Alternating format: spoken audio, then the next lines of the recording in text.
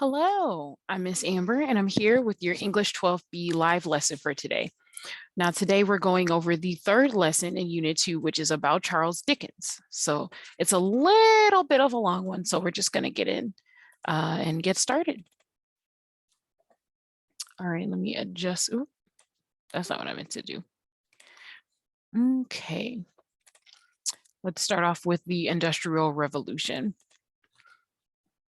So they give you a little background about the Industrial Revolution, just because it was a big influence on Charles Dickens and what he wrote. So they start off by telling you that it began during the mid 18th century.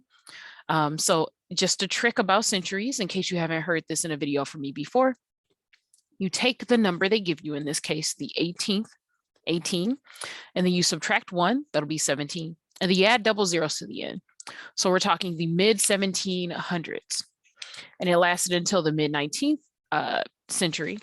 So if you do the same kind of math, it's basically from 750 to the 850s. It says the Industrial Revolution in Britain was characterized by a shift from manual labor to the use of machines, and it included the emergence of large-scale manufacturing and the modernization of cities. So this is basically when factories became popular, and it changed the look of how Great Britain looked and functioned. So we're talking England, Ireland, and Scotland. They started building factories. People had to live near the factories. We finally started seeing apartments more so than homes and things like that. Now they tell you on this slide that the Industrial Revolution caused two major changes in the British social class system. So these two changes are basically that more people started moving to big cities like London, so that they could work and live in the same place. So that led to the growth of the urban working class, and that led to the formation of a new middle class based on how much people were making if they worked for factories and had multiple people in their families working. So these changes profoundly redefined British social, political, and economic values. So they give you three aspects of the Industrial Revolution, just to make sure. Now, I'm going to point out things that you should have in your notes just in case they come up on the mastery test.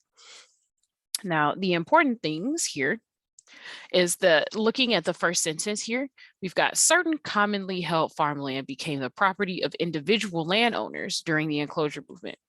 So the land didn't belong to just the country and then was worked by the people.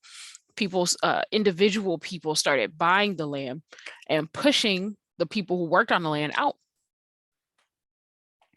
So this led to the displacement of small farmers who survived on the land before. They were then forced to migrate to cities to find jobs. So some people moved to the cities so they could live near where they work. Other people moved because they had to, and they just had to find work at the same time. Luckily and unluckily for them, the factories were hiring. And then it also says here that the enclosure movement, so the enclosure movement basically is when property began to shift to individual people. That's the definition that they're giving you there. And it led to the dominance of large farms and the push to revolutionize equipment to increase production. So if one person owns the land and they're running a farm, and they have like a family, they might have a couple people that they hire, but outside of that, it's not just a bunch of people working the land and trying to make money off of it anymore. So they needed new technology to keep up with that stuff themselves. Now, what they tell you here, they give you a few names of people who actually came up with new technologies. So Jethro Tull invented machine drills for sowing seeds in rows. So those sort of neat farm lanes that you see like in aesthetic pictures and stuff, he invented the machines in part that are used to do that. Since they give you a name and they tell you what he invented, that should go in your notes. We have Charles Townsend came up with the rotation system for planting that kept soil healthy and fertile. So in terms of rotating soil, making sure that you're turning over the soil, adding nutrients to it so that you can plant more during years and years and use the same land instead of alternating plots of land. Charles Townsend came up with that strategy. And then we have Robert Bakewell discovered new ways to breed animals for food quality. There's one last thing that you should definitely make sure that you put in here, though. It is that support from Parliament helped foster an environment for this growth. And by this growth, they mean the enclosure movement. And it says here, partly because many of the members of Parliament were landholders themselves. So basically, they owned land. They were part of the enclosure movement. So obviously, they're going to pass laws and policies that make it easier for them to manage the new land that they own. So from there, we have inventions, more inventions. So we had a couple listed during the enclosure movement, but this slide is just focused on that. So we have factory-based production of goods replaced agriculture as the primary economic activity. So people weren't just working farms anymore. More people were making things in factories. And it says that this change arose from several important inventions in the manufacturing industry. So they give you a list of what these are. So they explain the spinning jenny, which is one of those things. It's a device to spin yarn, and the power loom, which is a machine to weave cloth. And those revolutionized the textile industry. Now, just as a note, in case you don't know what the textile industry is, textiles has to do with cloth. So when you weave cloth, things for sewing, for making clothes, for making blankets, for making jackets, anything that has to do with cloth or patterns for like tile, things like that. Those sort of materials are considered textile. And then it says these inventions made production faster and more efficient, but people had to make these items, and that's where the factories came in. So they give you a couple other names that are important here. Eli Whitney invented the cotton gin, which is a machine that made harvesting cotton less time consuming. And that sparked the Industrial Revolution in the US. So that's like a minor point, but they did give you the name and the invention name. So they want you to put that in there. Perhaps the most important development of the Industrial Revolution, and here they're referring to the one in England and Britain, was the steam engine. So they tell you that James Watt improved on earlier designs of this form of power for steam engines. And they explain, what the steam engine does. It allows for movement of steam to continuously turn a wheel, and it was more efficient than what they had before, basically. And then the last section here is the lives of workers, which changed very drastically. So basically, the day-to-day life of workers was miserable. That's why they made it the first sentence here. So they pretty much explain here that that most factory owners wanted to make as much money as possible by making as much stuff to sell as possible in the shortest amount of time. And because of that, owners didn't care about the well-being of their workers, who would often labor up to 16 hours a day with little pay. So not only were they working up to 16 hours a day in these factories and not making very much, children as young as 5 years old were put to work on the factories and mines. It got so bad that the British government had to pass child protection laws during the mid-19th century. So they went almost like 100 years with children working in the factories. And then because there were so many people working at the factories, living conditions were terrible. This whole paragraph is about the actual living conditions. So pretty much things that sucked, but were also good at the same time, was there was more food based on factories and how they were able to chemically mix things and put stuff together. And food production, because of the inventions for people who were running farms too, they were able to harvest faster. There was more food to go around, and there was medical advancements too. So it says, additionally, Medical science and public health legislation, that means laws, helped prevent unnecessary deaths. The combination of these factors led to overcrowding. So you've got people living longer because there's more food available and there's medical care for people who are sick. So you've got all these people who are living longer than they were before. And that means that they're working. So they're all living in the city. They're all squished together. And that means that the cities are super crowded. And because there's so many people, even if the public health and medical science is better, people are still getting sick from being pressed together. Things are still filthy and awful. Just to give you a scale, it says by 1851, half of the population of England, that's the entire country, lived in London. Often, an average family with 4 to 5 children, that was the average, lived in a small room and shared a home with many other families. And then they give you a little more detail at the bottom. The sudden influx of people into London resulted in poor sanitation in some areas. Sewage from human and animal waste often overflowed into the streets. Factories spewed smoke into the air and dumped their toxic waste. So it's just overall like a really bad situation. But people were making more money. If you owned things, you were making more money. So it took a long time for them to get that under control and to actually consider treating people like human beings. So the next slide is the evolution of the novel. So I know we just talked about the Industrial Revolution, and you're probably like, okay, so we're just going to hop over and talk about books. Now, the Industrial Revolution brought prosperity to some areas of England, and as you just read, awful things to other areas. The poor lived really awfully, but anybody who was middle class or better lived pretty well.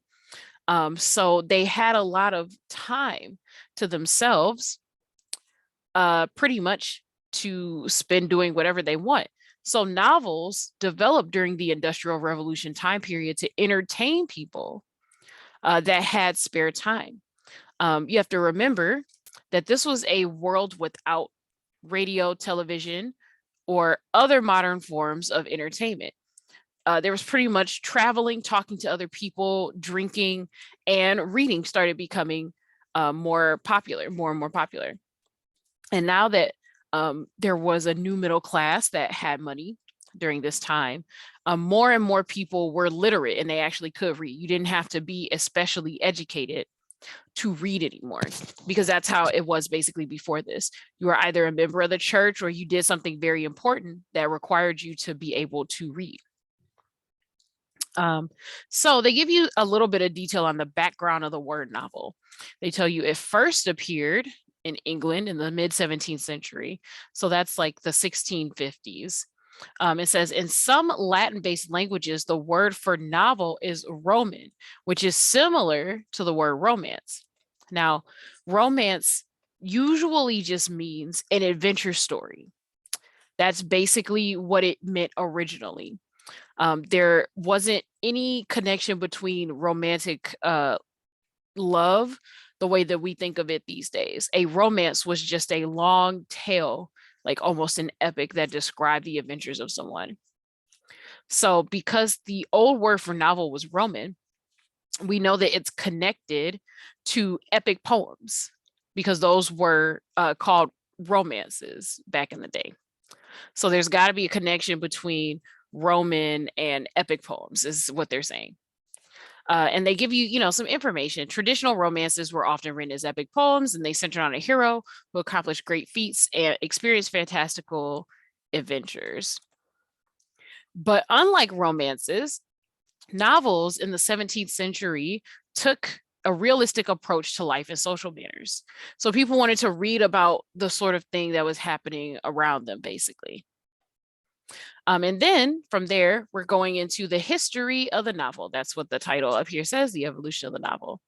So they basically say in this last paragraph that the novel has undergone its own history, and it wasn't linear. Like it wasn't, novels didn't just start being a thing and then become more and more popular. There are different versions of it that took on different forms, and they give you a list of some of those forms here. Precursors to the novel. So precursors mean things that came before.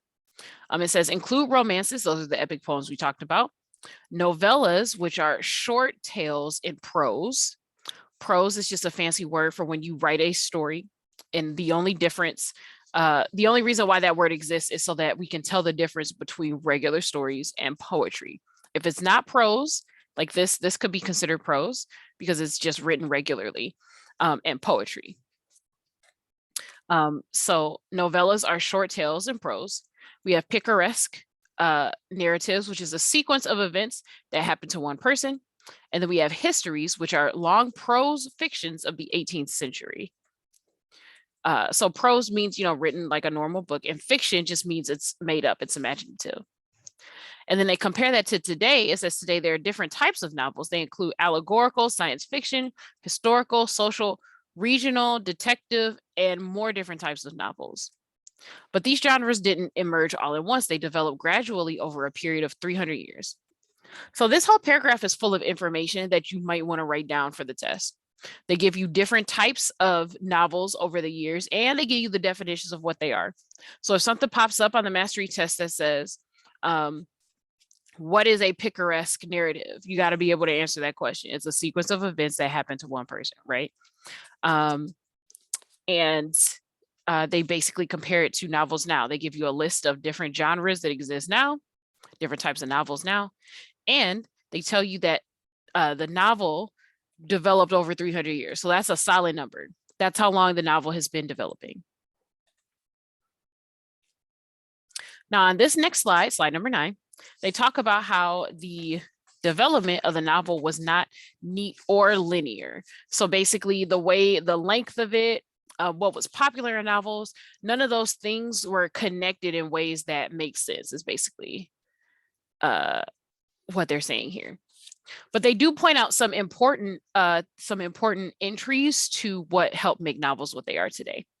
So they start with in the early 15th century, that's the 1400s, a Spanish writer named Miguel de Cervantes developed Don Quixote.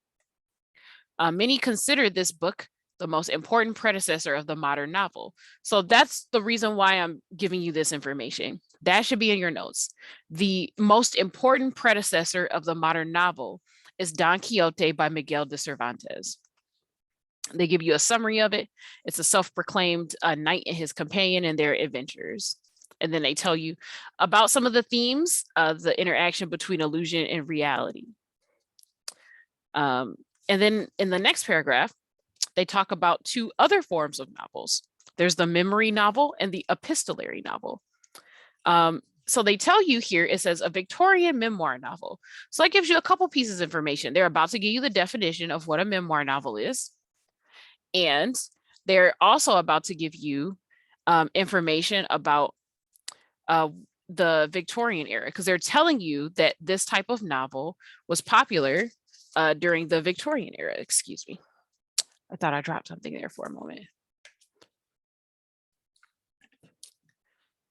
It says that a Victorian memory novel or memoir novel is one that seems to be a true autobiographical history, but is mainly fictitious.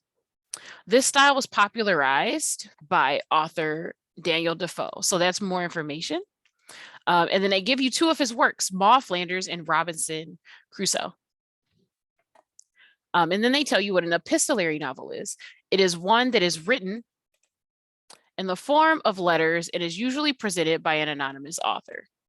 So the author basically says, hey, I found these letters, and when you read them together, they tell a story. So let's just go through the story together. So basically a book version of the Blair Witch Project. You found these letters and you're just going to publish them together because they create a story. That's basically how people would write epistolary novels. And they tell you that this type of novel flourished in the 1740s and through 1800. And as the idea of the novel became more popular, writers experimented with new and different ways to present their stories. So then they give you other developments. They tell you about William Makepeace Thackeray and Charles Dickens, who began telling stories using an omniscient narrator, or a narrator that knows what all the characters are thinking and feeling. So before, people would just write books from one person's point of view, or They would write from a couple different characters' point of view and like squish them together in the same novel.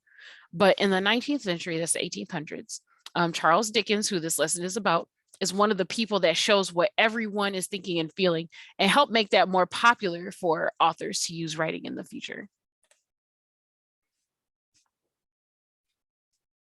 So here we get kind of like a conclusion. We basically just get a summary, which is that the form and subject matter of novels vary greatly over time. And then they talk about things that all novels have in common. They give you a quote to sort of summarize what all novels have in common. And it says here, a fictitious narrative accommodated to the ordinary train of human events.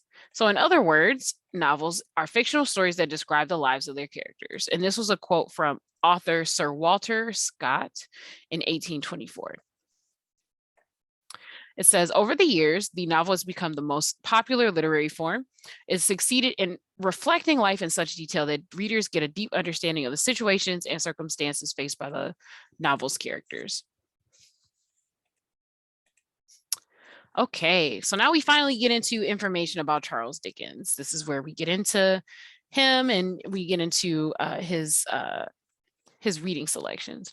So we get information about his life in this tab. The most important things that are listed here is they tell you his first novel was called The Pickwick Papers, and it was published when he was 25. It was a pretty big success, and it focused on basically poverty. That's what he writes about in general. He uses his writing to push his agenda. He doesn't like child labor. He doesn't like people being overworked. He was trying to use his books to be a voice for the middle class and for those people who were stuck at the bottom, who were poor.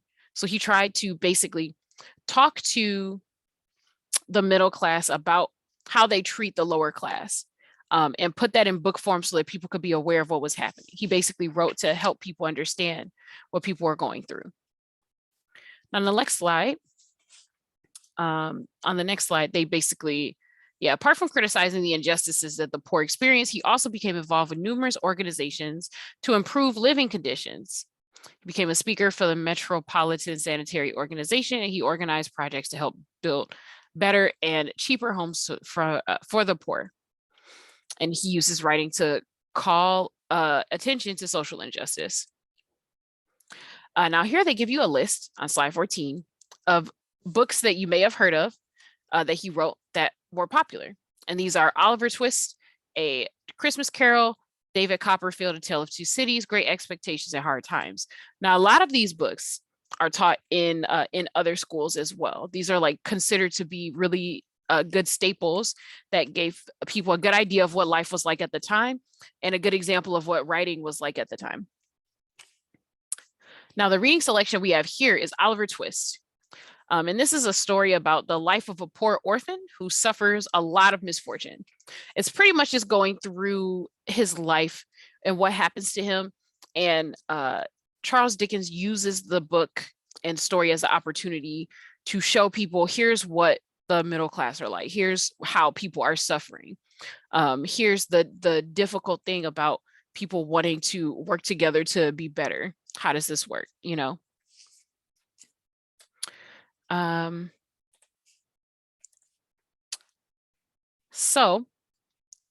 Starting here on slide 16, they give you some information about the Industrial Revolution in Oliver Twist and how those two things intertwine together. So basically, Dickens gives you a detailed sketch of physical and social degradation of urban Britain during the Industrial Revolution. So he shows how it actually is, not just how rich people see it when they're, in their expensive apartments, in their expensive homes. He paints a grim image of London, filthy streets, persistent hunger, and helplessness in the slums, and terrible living conditions in workhouses. He examines the lack of regard for human life. And he basically wanted to show people through his books that it's not okay to treat poor people as just a source of labor. And these are issues that people in every country during a lot of different times in history can identify with, which is why his books are considered so classic. He basically points out how awful it is to just treat people badly because they're poor or they don't have as many resources or as much money as you. He also specifically went into detail during the Industrial Revolution. So we get to see what the factories are like, what the owners and different merchants, people who own stores and things like that are like, and how they treat poor people. So the entire point of him doing that was to point out how hypocritical some of the middle and upper class people were in Britain at the time. They talked about being honest and how important it is to be able to labor and work for your family. But then they turn around and treat the poor who are doing exactly those things really badly just because they're poor. So he used his books to try to show people, like, this is what life is like for poor people right now. Don't be like this. So let me get into the plot of the story.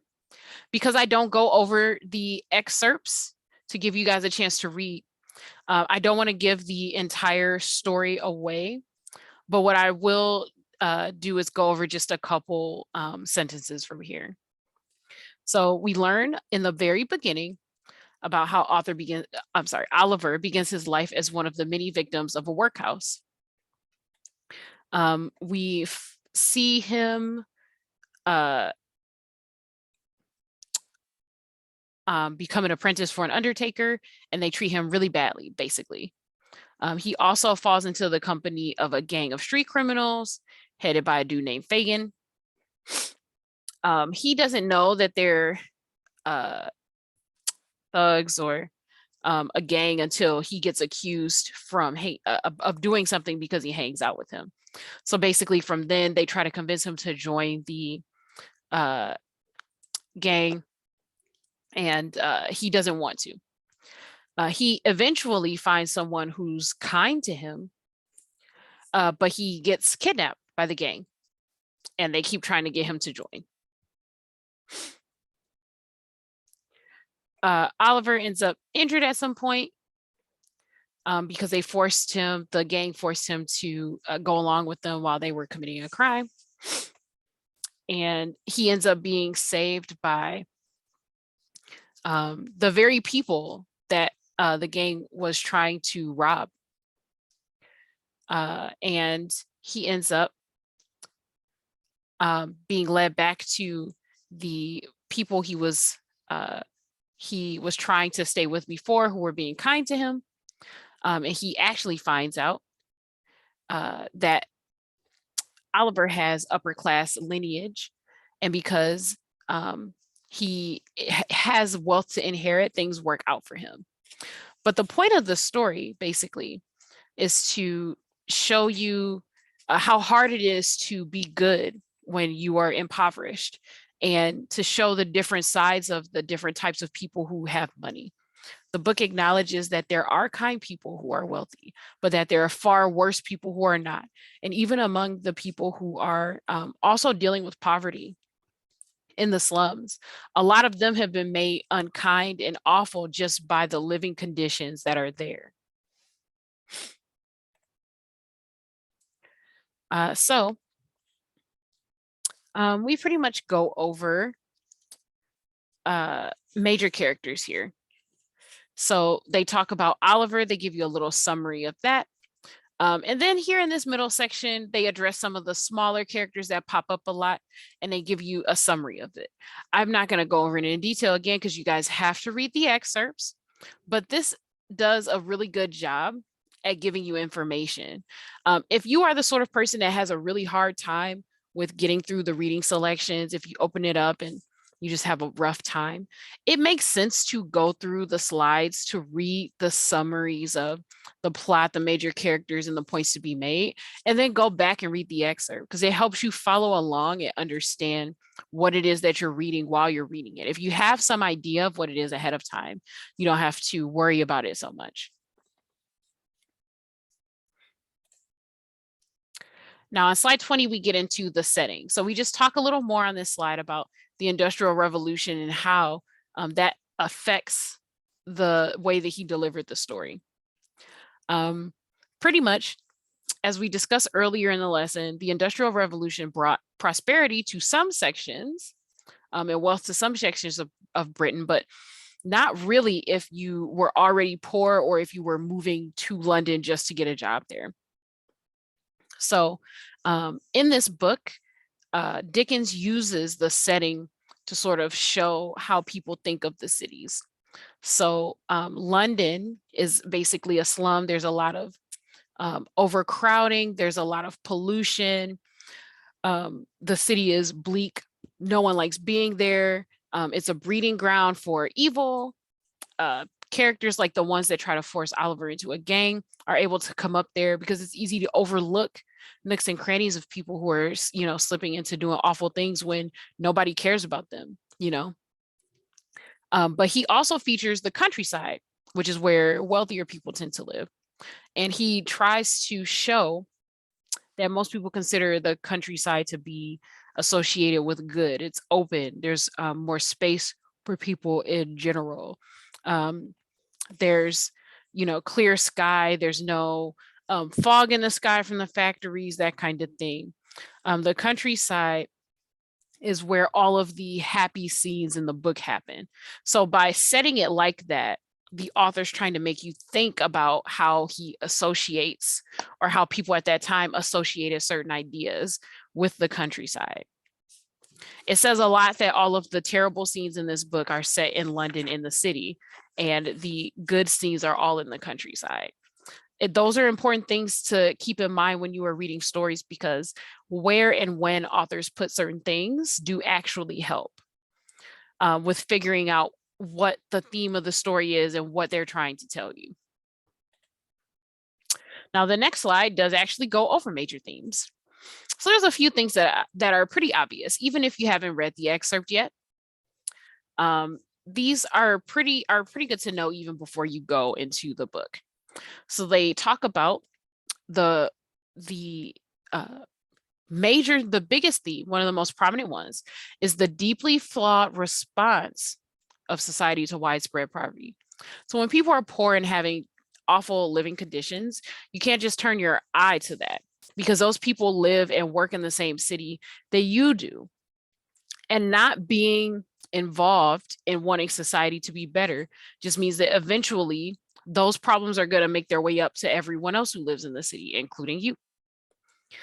He also talks a lot about Dickens in this book. He talks a lot about the upper and middle classes being obsessed with the idea of being successful and prosperity. They're also just obsessed with class, just being better than everyone. And they kind of just turn around and try not to look at everyone that is funding and dealing with the work that it takes to make them the money that they have. And usually if they're unhappy, they also blame the poor for things that make them unhappy, which doesn't make any sense. So Dickens uses this book to make commentary on that. Another theme, because Oliver is such a young character, is the use and abuse of children, which was very prominent. It was happening a lot during this time. Children had to work a lot to support their families as well, even from a very young age, even if that, ruined them, or lots of, kids died working and stuff. And Dickens very specifically was against child labor. So of course he featured it, here in this book. Another theme, and this is the last major one, is good and evil. There's a lot of good and evil here. Not just in terms of who is rich or poor, but just in terms of who's doing what. We are given upper class and lower class characters doing both good and bad things. So good versus evil is a theme of the book. The book does end pretty happily for Oliver, so good ends up winning out, but that is one of the themes of the story, and you can kind of see it while you're reading.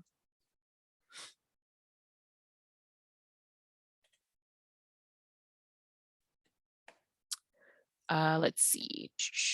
That's the good and evil slide. I got ahead of myself there. Okay, and social commentary. So obviously these themes, some of these themes are very closely tied to social commentary. So obviously he's talking about the different classes and how they interact, how people treat the poor, society's lack of care for the poor and everything like that. All of those things are social commentary that he makes here. A lot of the things that he put in this book were to spite points that people were making at the time. There were a lot of factory workers who were trying to pitch work to anybody that they could. And they were talking about basically, oh yeah, working in a workhouse next to the factory is going to be great. You know, everybody has their own space or whatever. However, the workhouses were some of the worst places in London at the time. So when he wrote this book, he was commenting directly on what was being said about the workhouses at the time. They also let you know in this slide that the novel is packed with satire. So remember, satire is when you basically say the opposite of what you mean, and you're doing it to insult someone.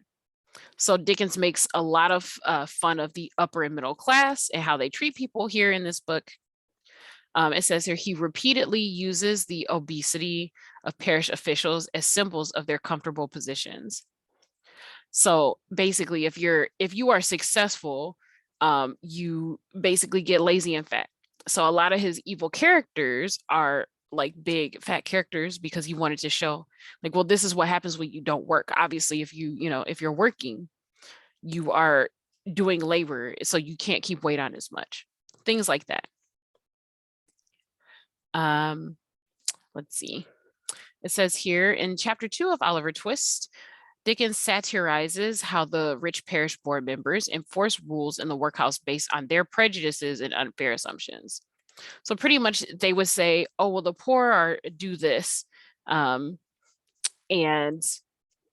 the poor do these bad things. They don't deserve XYZ. So basically he would write paragraphs where he would pretend, like Dickens would pretend to be saying good things about the board members. But he really was being like sarcastic is an easier way to put it, but he was satirizing them. And they give you an example. The officials did what was convenient and tried to justify their unfair treatment of the poor. It says here, this excerpt, the members of this board were very sage. Sage means wise, deep, philosophical men. And when they came to turn their attention to the workhouse, they found out at once what ordinary folks would never have discovered, that poor people liked it. It was a regular place of public entertainment for the poorer classes, a tavern where there was nothing to pay, a public breakfast, dinner, tea, and supper all year round, a brick and mortar Elysium where it was all play and no work. So obviously, if you're in a workhouse by your job, it can't possibly be true that it would be all play and no work. But he pretty much describes the workhouses in this paragraph the way that the people who run the factories would try to describe it to people to get them to come in. It makes absolutely no sense. How are you going to hire someone to do work and then try to pitch a workhouse as a place where people can just do whatever they want? It literally doesn't make any sense. And the fact that he says that the board members are very sage, deep, philosophical men, that's also sarcasm. He clearly thinks the opposite of them, because anyone who thinks that they can make a workhouse seem like a good place to be is obviously not very smart. And then they talk about him criticizing some other things in this story, other social conditions in Britain. And they give you an example of a conversation between two characters where they show that basically those who were rich and were making money off of the workers didn't care about their pain and suffering. So that's what this excerpt is. It's a conversation from the story. If you read the reading selection, you'll get to this eventually.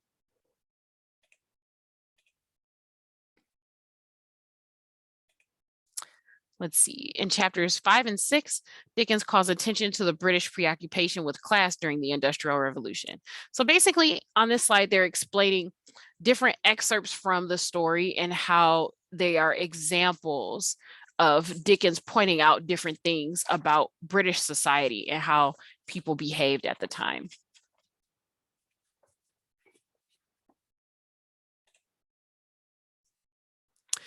Dickens also criticizes the prejudiced views of the poor held by the upper and middle classes. We did talk about this already. But here they give you an example from the actual story and how the characters are categorized. But pretty much the rich considered the poor to be dirty, lazy criminals. And it was just based on how they looked, not on anything else. And the rich people considered themselves to be good just because they were clean and well fed and of a higher social class, even if they were doing awful things to people. But because we get to see different people from different classes being good and evil in this book, the point that Dickens is making is that being good or evil has nothing to do with your class. It has to do with who you are as a person. Oliver is a friendly person with a good heart in this book. And we also find out that the gang is headed by a man named Fagin. Fagin is actually a really awful type of person for basically just leading young people to do awful things because of the conditions they have to live in. And then we also see some adults who are from the upper class are kind enough to treat and take Oliver in at certain points. So we get to see both the upper class of the factory workers looking down on Oliver and treating him badly, but we also see other adults who are good. The point of showing us all these sides is just to make that point. Being good or evil doesn't have anything to do with your class. And then it says Dickens uses Oliver Twist to expose the deplorable living conditions of the urban poor during the Industrial Revolution. So he just describes what the living houses are like in great detail. And on this slide, they give you the excerpt that's a description of how bad it was. And then this is just kind of like a summary. It says here, Dickens, having spent part of his childhood in poverty, he sympathized with the poor. So he just thought it was very important to write to show people what was really happening and what was actually going on instead of what people thought was going on in Britain at the time.